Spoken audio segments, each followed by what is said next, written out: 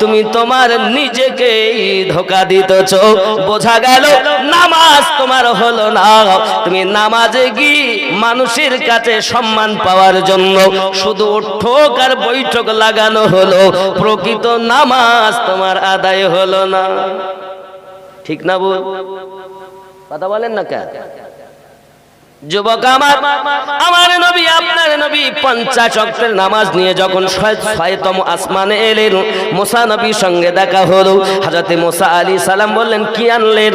আমাদের নবী বলেন, আমি 50 ওয়াক্তের নামাজ এনেছি।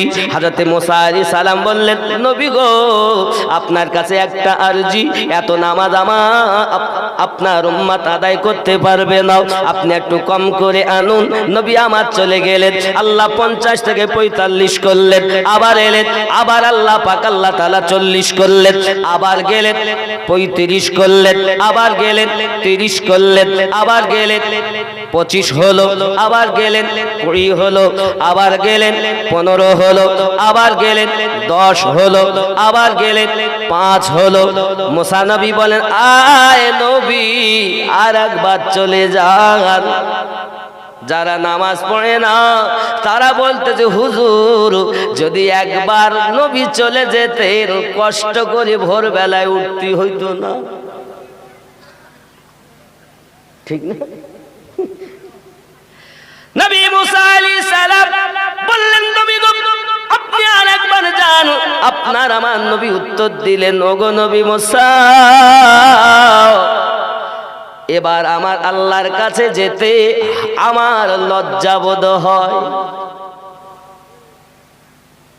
আল্লাহ তো সবই জানেন, আল্লাহু সামিউম মুহিত, ঠিক কিনা বলেন? তাহলে আল্লাহ পাক জানেন, তো আল্লাহ জানেন না যে নামাজ 5 ওয়াক্ত হবে? জানেন না? কথা কন না কেন? যদি বলেন আল্লাহ জানেন না তাহলে ঈমান থাকবে। আর আল্লাহ পাকে জানানোতে নবীও জানেন না যদি বলেন, তাও আপনার ঈমানের ত্রুটি হবে। তাহলে কি মুসা নবী শুধু পাঠাচ্ছেন, এনারও বা কি স্বার্থ? ও বাবাজি আমার, আমাদের নবী আল্লাহ পাক আল্লাহ তাআলার দিদারে গেছেন, এমনি তো গেছেন 30 বার, কিন্তু আল্লাহ পাক ডেকে নিয়েছেন একবার বাবাজি। কিন্তু আল্লাহ পাক আল্লাহ তাআলার কাছে গেলেন দিদার করতে একবার। 50 ওয়াক্ত নামাজ মুসা নবী আপনি কেন পাঠাচ্ছেন? মুসা নবী বলেন, আয় আকা ইয়া রাসূলুল্লাহ সাল্লাল্লাহু আলাইহি ওয়াসাল্লাম, আমি নবী মুসা আল্লাহকে দেখার জন্য বলেছিলাম, ওগো আল্লাহ আমাকে একটু দেখা দিন। আল্লাহ পাক বলেছিলেন, লান তারানি, তুমি আমায় দেখতে পাবে না, তুমি আমায় দেখতে পাবে না। আমি তবু জিদ ধরেছিলাম। আল্লাহ পাক আল্লাহ তাআলা কোহের তুরে আমাকে যাওয়ার অর্ডার করেছিলেন। যখন আল্লাহ একটু নূরের তাজাল্লি দিলেন, সঙ্গে সঙ্গে পাহাড় চলে গেল। আমি নবী মুসা বেহুশ হয়ে গেলাম। ডাইরেক্ট দেখা আমার ক্ষমতা নাই। আপনি যখন আপনার চোখ মোবারকা দিয়ে আল্লাহর দিদার করে আসবেন, আমি নবী মুসা আপনার নয়ন মোবারকায় ওই আল্লাহর দিদার করার জন্য বারবার পাঠাইয়া দে।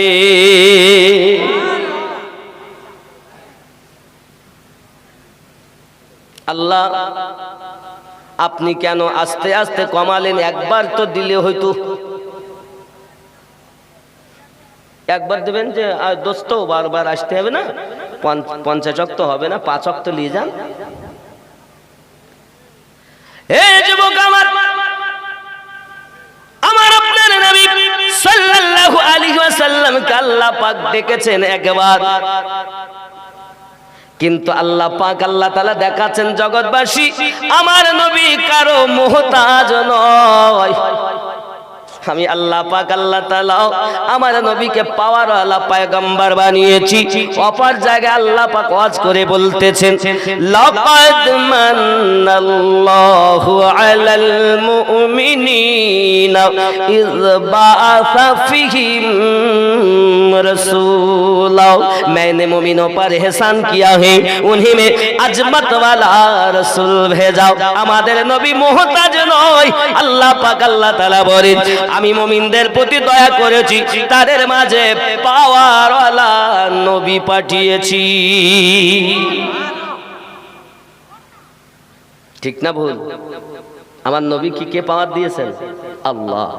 জোরে বলুন সুবহানাল্লাহ। এজন্য গজলে বলা আছে সাল্লাল্লাহু বলে সিজদা করে কাবা বাইতুল্লাহ যার প্রেমেতে ঝুঁকে পড়ে খোদার আরশে মুআল্লা সাল্লাল্লাহু বলে সিজদা করে কাবা বাইতুল্লাহ যার প্রেমেতে ঝুঁকে পড়ে খোদার আরশে মুআল্লা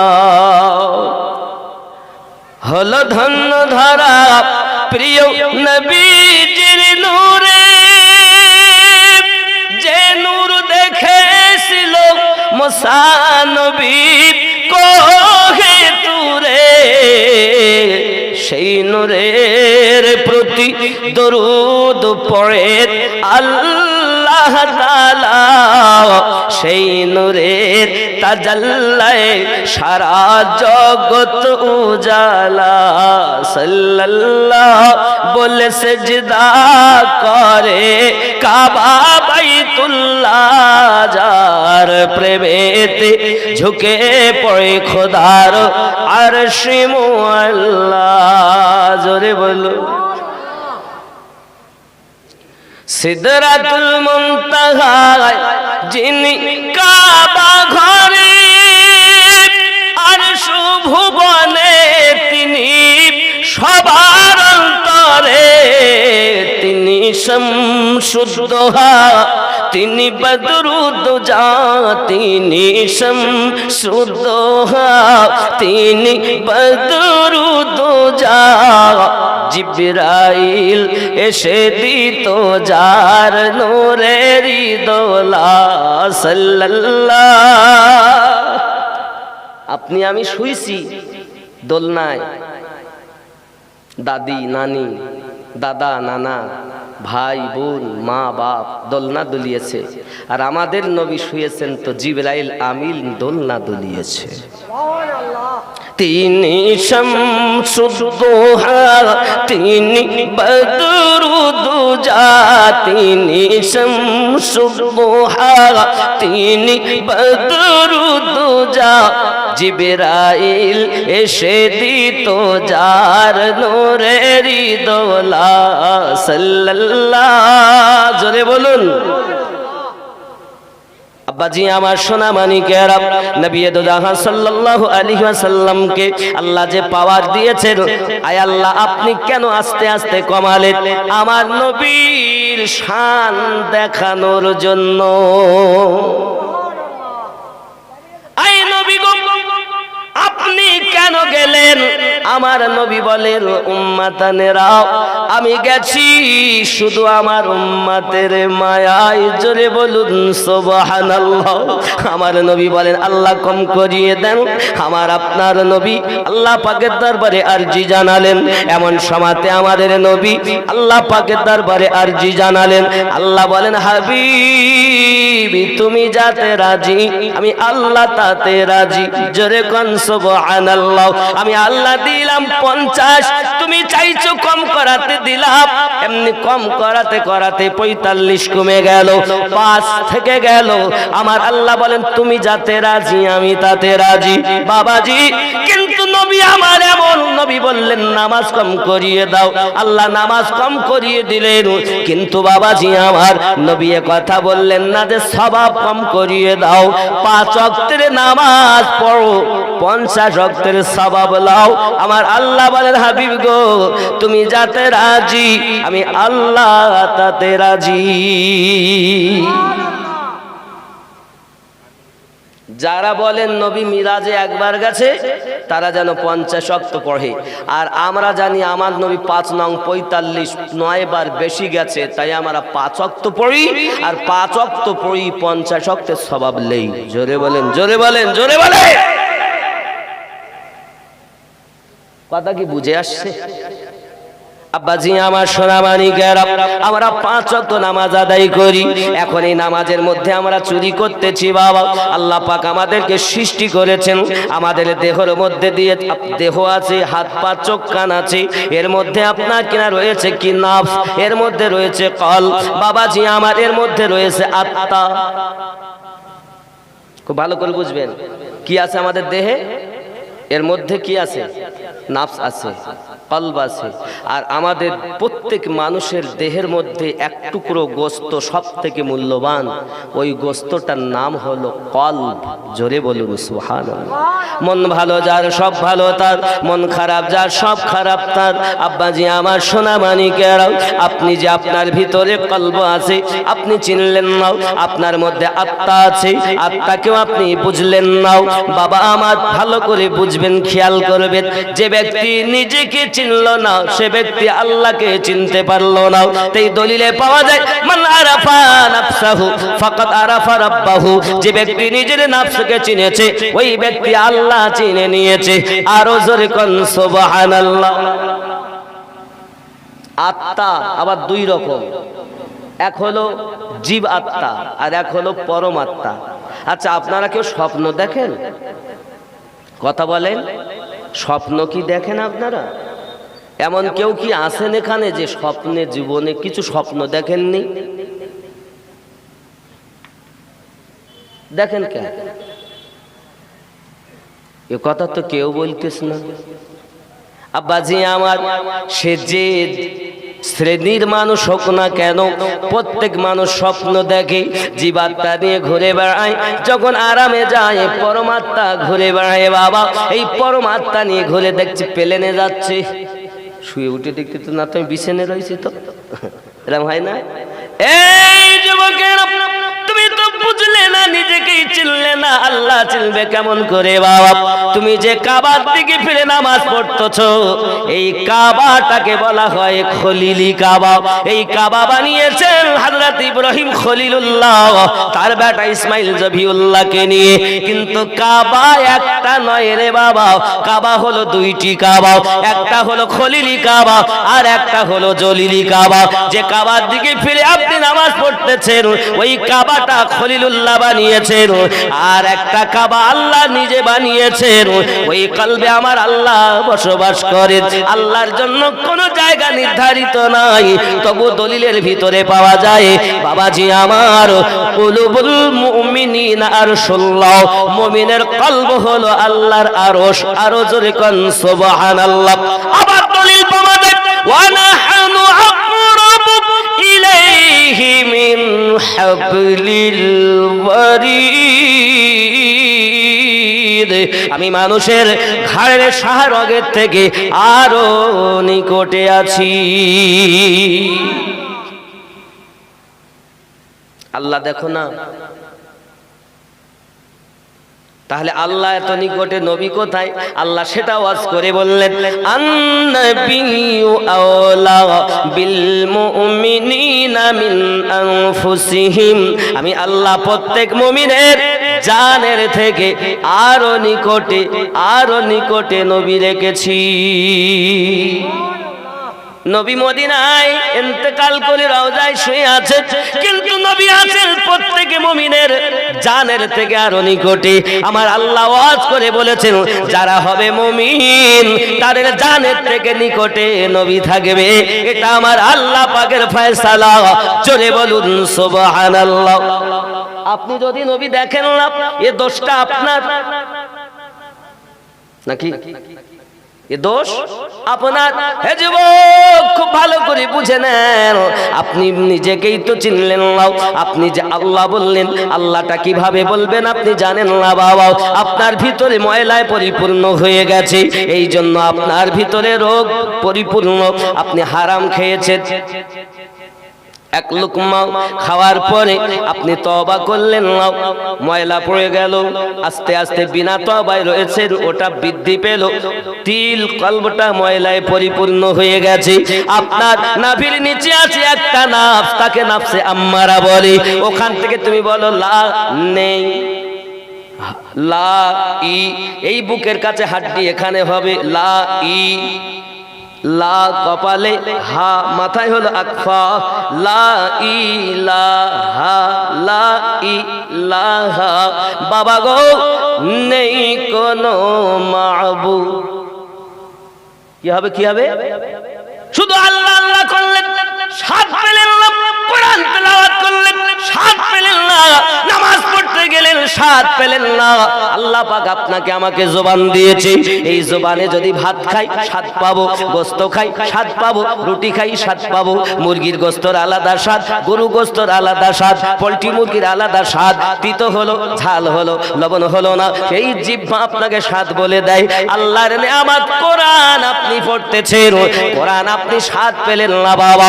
আল্লাহর জাতি নাম আল্লাহ বলে ডাকলেন, আপনি নেকি পেলেন আল্লাহ বলাতে 40টি, কিন্তু আল্লাহ আপনার তিতো লাগলো না, ঝাল লাগলো, মিষ্টি লাগলো, আপনি বুঝলেন না।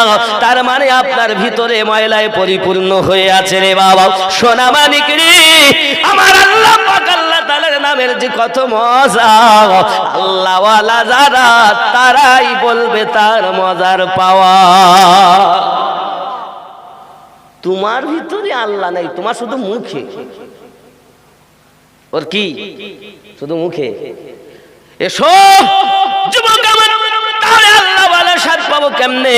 এই জন্যই তো দুই রকম জ্ঞানের কথা বলা হয়েছে, একটা হলো ইলমে শরিয়াত আর একটা হলো ইলমে মারিফাত। দুটি জ্ঞান অর্জন করা হলো ফরজ। একটি জ্ঞান স্কুলে পাবেন, কলেজে পাবেন, ইউনিভার্সিটিতে পাবেন, মাদ্রাসাতে পাবেন। আর একটা জ্ঞান আপনি আল্লাহওয়ালা নবীওয়ালা মানুষের দ্বারাতে পাবেন। যখন আপনি তাদের দ্বারাতে ট্রিটমেন্ট করবেন এই রোগের, তখন আমার আল্লাহ আপনার ভিতরে পাওয়ার দান করবে। আপনি বুঝতে পারবেন ইলমে তাসাউফ কাকে বলে। আপনি ইলমে তাসাউফ তো জানেন না, মানেন না, এই জন্য আপনি মরে যাবেন। আপনাকে পোকায় খাবে, আপনাকে সাপে খাবে, বিচ্ছুতে খাবে। কিন্তু যারা আল্লাহওয়ালা নবীওয়ালা, তাদের কবরে কোনো আযাব নাই, এমনকি তাদের কাফনেও কোনো দাগ লাগবে না। জোরে বলুন ঠিক কি না? লাগবে, লাগবে। আব্বাজি আমার খুব ভালো করে প্লেনের ভিতরে রাখুন, কত সুন্দর। ज़मीं मैली नहीं होती, ज़मन मैला नहीं होता। ज़मीं मैली नहीं होती, ज़मन मैला नहीं होता।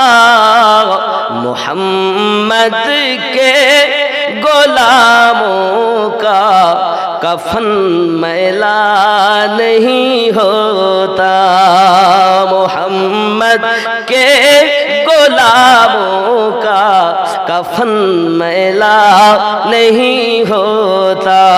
जोरे बोलो भाई। जो नामे मुस्तफा चुमले नहीं दुखती कभी आंखें, पहन ले जो प्यार उनका वो बदन मैला नहीं होता। ज़मीं मैली नहीं होती, ज़मन मैला नहीं होता। मोहम्मद के गुलामों का कफन मैला नहीं होता। अल्लाहुम्मा सल्ली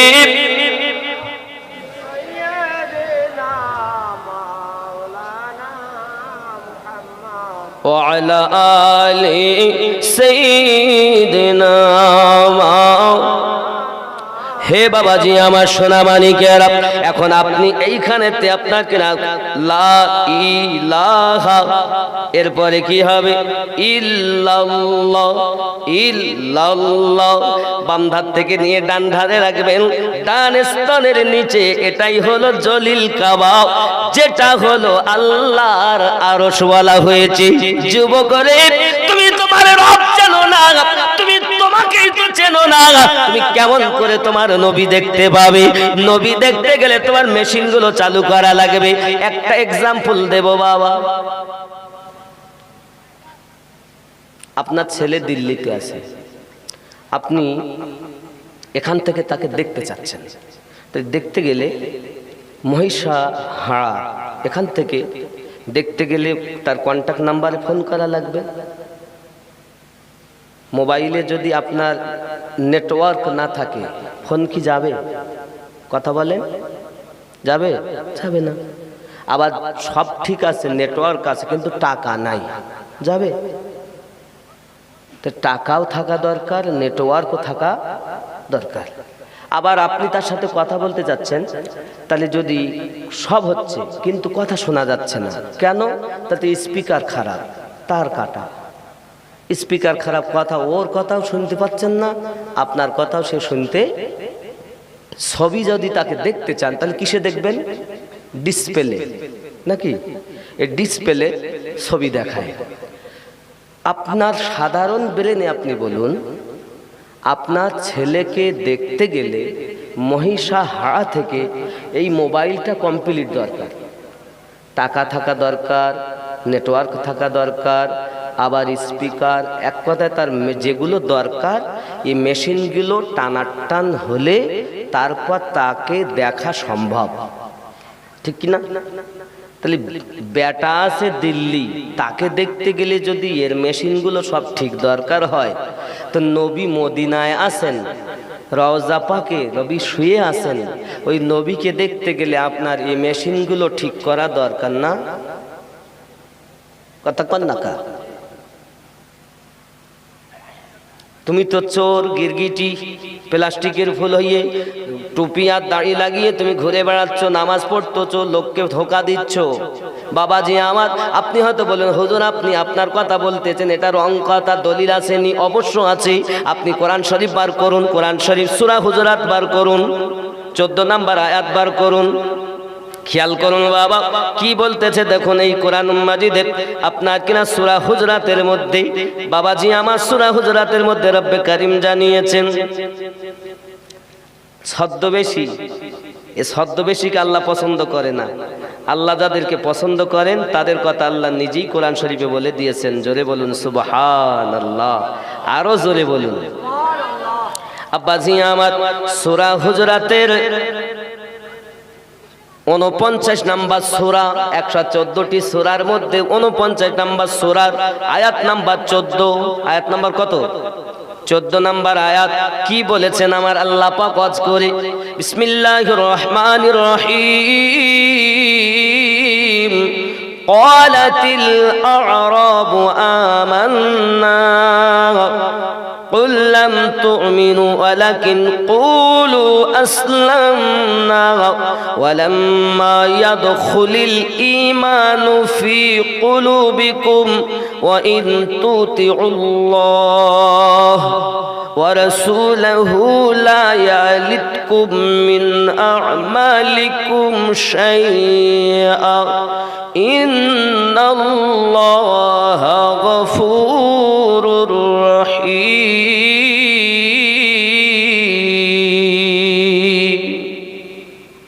سبحان الله।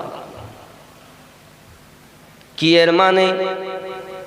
তুমি মন গড়া মানে করলে মেনে নেব না বাবা, তোমার মানেটা যেন পূর্বেশ্বরী ইমামদের সঙ্গে মিলে যায়। তুমি তো চোর, তোমার কথা বিশ্বাস করা যাবে না, তুমি ছদ্মবেশী। হে বাবাজি আমার, আমি উপস্থিত যেটা বার করেছি তাফসীরটির নাম হলো তাফসীরে দুররে মানসুর। কি তাফসীর বললাম? তাফসীরে দুররে মানসুর। চলুন এর মানে কি বলতেছি।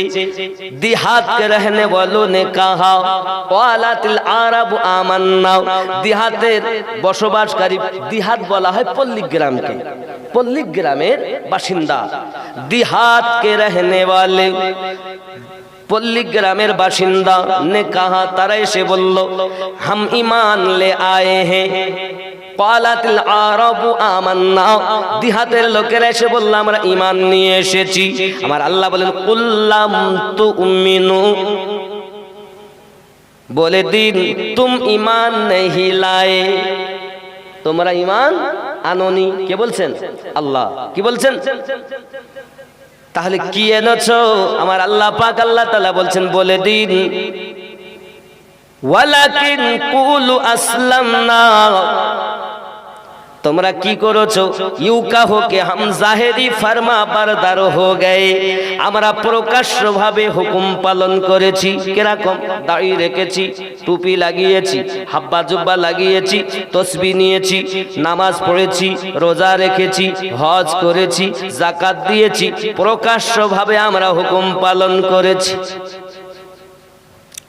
এই কোরআন থেকে দলিল দিচ্ছি আমি, প্রকাশ্যভাবে নামাজ পড়ে নিয়েছি, হুকুম পালন করেছি। জাহিরি ভাবে কি বলছি? জাহেরি ফরমা বরদার হো গয়ে, প্রকাশ্যভাবে তারা হুকুম তামিল করেছে। और अभी ईमान तुम्हारे दिलों में दाखिल नहीं हुआ, बोले दीन वलम्मा यदखुलिल ईमानु फी कुलुबिकुम, नबी আপনি বলে দিন বিন্দু মাত্র ঈমান তাদের কলবে প্রবেশ করিনি। তাহলে নামাজ ঈমান নয়, রোজা ঈমান নয়, হজ ঈমান নয়, যাকাত ঈমান নয়, দাড়ি ঈমান নয়, টুপি ঈমান নয়, তাসবিহ তাহলিল ঈমান নয়, হাব্বা জুব্বা ঈমান নয়। এটা হলো ঈমানদারের আমল। জোরে বলুন আমার আল্লাহ। আরো বলতেছেন ওয়া ইন তুতিউল্লাহ, আর কি বললেন দেখুন, কি বলছেন দেখুন, और अगर अल्लाह और उसके रसूल की फरमा बरदारी करोगे, व इन तुतिउल्लाह, और আল্লাহর হুকুম যদি তোমরা পালন করো, ও রাসূলহু, এবং রাসূল পাক সাল্লাল্লাহু আলাইহি ওয়াসাল্লামের, এবং তোমারে বলছে এবং রাসূল কি ফরমা বরদারি করোগে, আমি আল্লাহর হুকুম পালন করবে এবং নবী পাকের হুকুম পালন করবে, তাহলে কি হবে? সঙ্গে সঙ্গে আমার আল্লাহ পাক জানালেন তাহলে কি হবে? লা ইয়াতলিকুম মিন আমালিকুম শাইআ, তা তোমাদের আমলে বিন্দু মাত্র আল্লাহ কমতি করবেন না। ইন্নাল্লাহা গফুরুর রহিম, নিশ্চয় আল্লাহ বড় দয়ালু। জোরে বলুন। তাহলে আল্লাহ অর্ডার করলেন আমার হুকুম মানো, নবী পাকের হুকুম মানো। কোরআন মাজিদে সূরা হুজুরাতের 14 নম্বর আয়াতে আমার আল্লাহ পাক আল্লাহ তাআলা স্পষ্ট করে বলে দিলেন, বাবাজি আমার, তোমরা প্রকাশ্যভাবে নামাজ পড়ে নিয়ে, রোজা রেখে নিয়ে, দাড়ি টুপি লাগিয়ে নিয়ে মনে করছো বড় ঈমানদার, না না না, আমার আল্লাহ জানাল কুল্লাম তুমিনু ওয়ালাকিন কুলু আসলামনা, নবী গো বলে দিন ওরা প্রকাশ্যভাবে হুকুম পালন করেছে। ওয়ালাম্মা ইয়াদখুলিল ঈমানু ফি কুলুবিকুম, বিন্দু মাত্র তাদের কলবে ঈমান প্রবেশ করিনি। ঈমান और है, আমাল और है। জোরে বলুন। কথা কি বুঝতেছেন না? আব্বাজিরা আমার, এখন আপনার ভিতরে তো কিছুই চিনলেন না আপনি। এখন ইল্লাল্লাহ, আপনার ভিতরে যদি রোগ থাকে, এই রোগের ডাক্তারের কাছে যাওয়া লাগবে। আর ওই রোগের ডাক্তার হলো আল্লাহওয়ালা, নবীওয়ালা যারা। আরো জোরে বলুন সুবহানাল্লাহ। আমার আল্লাহ পাক কোরআন শরীফে স্পষ্ট করে জানাচ্ছেন, বাবাজি আমার, যেটা আমি আপনাদেরকে আবার দেখাবো। বাবা, এই তাফসীরটা নাম হলো তাফসীরে মাজাহারি। এর মধ্যে 9 খানা তাফসীর আমার ডাউনলোড আছে। বাবাজি আমার, তাফসীরে মাজাহারি যে সূরাটার কথা বলবো, সূরাটা হলো 114 সূরার মধ্যে 18 নাম্বার সূরা। সূরাটার নাম হলো সূরা আল কাহাফ। জোরে কোন সুবহানাল্লাহ। কত নাম্বার বললাম? কত নাম্বার সূরা? সূরা কত নাম্বার? 18 নাম্বার। 114টা সূরার মধ্যে 18 নাম্বার। ভালো করে শুনবেন কথাগুলো, কারণ ভুল হয়ে গেলে মুশকিল। এখন এই ইন্টারনেটের যুগে তো খুব ভয় লাগে কথা বলতে। বাবা, আমারও ভুল হবে, হতে পারে, কথা বললে তার ভুল হয়। তবে আমাকে যদি কেউ বলে দেয় হুজুর আপনি এটা ভুল করেছেন, তাকে আমি ওস্তাদ মেনে নিব, আমি সংশোধন করব। ঠিক কিনা বাবা? হয় বুঝে যাও, নইলে বুঝিয়ে দাও। আমরা বুঝে সুঝে সুন্নি হয়েছি বাবা। জোরে কোন সুবহানাল্লাহ। আব্বাজি আমার, সোনাবানি কেরাম, তাহলে আপনার কিনা 18 নাম্বার সূরা। বাবা 18 নাম্বার সূরাটির নাম হলো সূরা আল কাহাফ। আয়াত নাম্বার আপনার কিনা 17। এই 17 নাম্বার আয়াতের একটি অংশে আমার আল্লাহ পাক বলছেন, মাইয়াহদিল্লাহু ফাহুয়াল মুহতাদি ওয়া মান ইউদলিল ফালান তাজিদা লাহু ওয়ালিয়াম মুরশিদা। জোরে বলু। এর মানে কি? আমার আল্লাহ পাক আল্লাহ তাআলা খুব ভালো করে বুঝুন, আমি আমার মানে করব না। जिसको खुदा हिदायत दे, मैं यहदिल्लाह, जिसको अल्लाह हिदायत दे, और मैं एवं संगे संगे बोला हलो मैं यहदिल्लाह फहुवल मुहतादी, वही व्यक्ति हिदायत प्राप्त बोलছে जिसको खुदा हिदायत दे या वो हिदायत याब है, वही व्यक्ति हिदायत पाए। और